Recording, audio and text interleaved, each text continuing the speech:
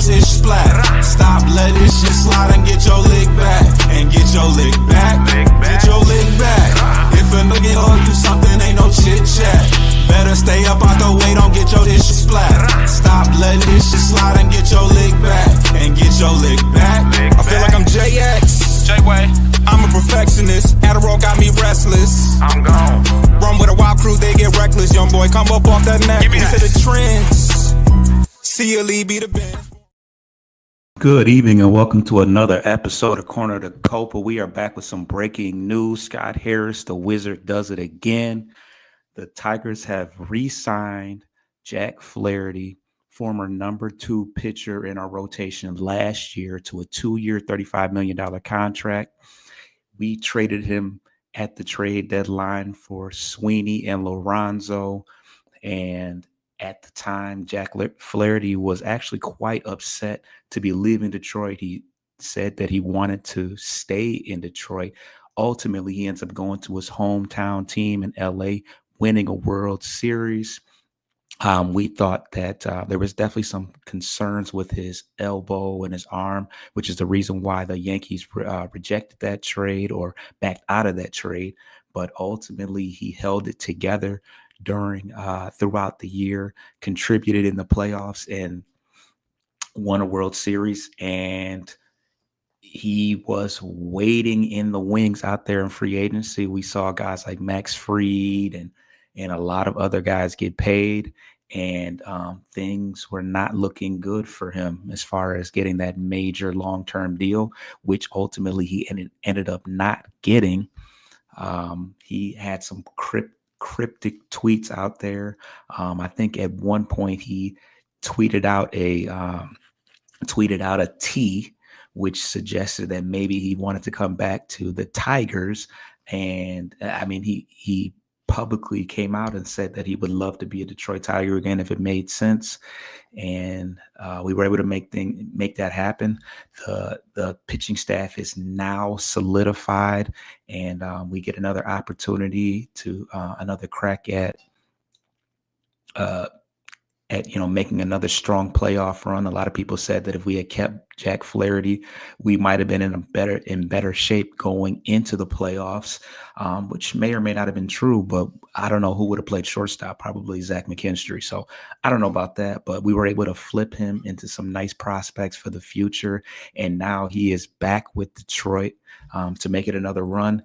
He's going to be our number 2 going into the year. We got Jackson Jobe, we got Alex Cobb. And then, we got Skubal, Flaherty, Olsen, Cobb, and then, Skubal, Flaherty, Olsen, Cobb, leaving Jackson Jobe. So you got guys like Kiter Montero, Casey Mize, a couple other guys that could possibly compete for a long reliever, or possibly for that number 5 if Jackson Jobe just completely flops in spring training. But you got a very, very, very strong pitching staff, and this team is going to be this. And Scott Harris said that we were not done. He said we were not done making changes to strengthen our team.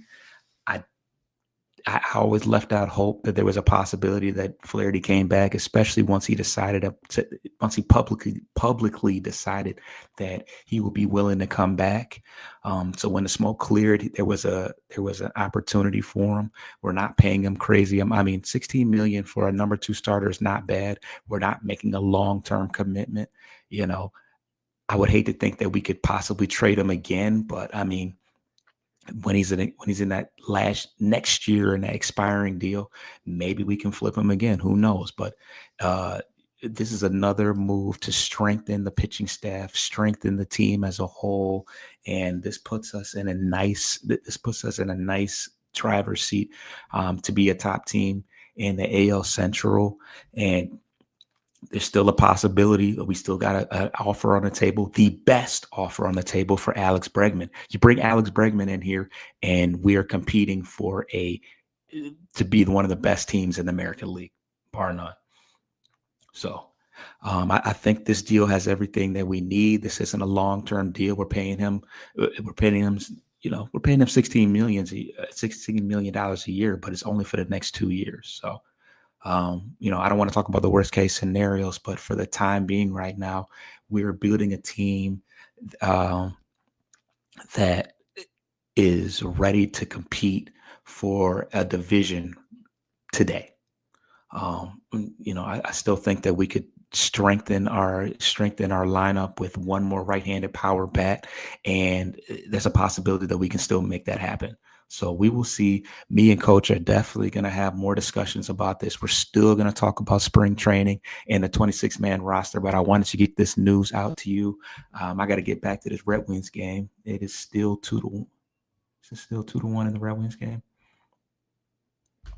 I'll see about that, but I just wanted to get this news out to you because this is breaking news Sunday night in the heat of all of this. In the heat of all this NBA basketball trades, the Tigers, will not be outdone. Then he had to make a splash. The Detroit Tiger faithful is going crazy right now. I'm sure I haven't even had an opportunity to let that sink in and see what the fanfare is talking about. But I'm jacked. I'm ready for opening day. I'm ready for spring training. Jack Flaherty never wanted to leave Detroit. He got an opportunity to ultimately win a ring, win a ring for his hometown team. And now he's going to come back to make things happen in Detroit. I'm really excited. It's your boy Foster Child. Please subscribe to Bleachers to Speakers on YouTube. This is where we come with the raw, uncut footage of reactions just like this. But also subscribe to Corner to Copa on all audio aggregators. We'll be back at some point this week to break this deal down in its entirety, or we'll break down the signing down in its entirety. I'm out.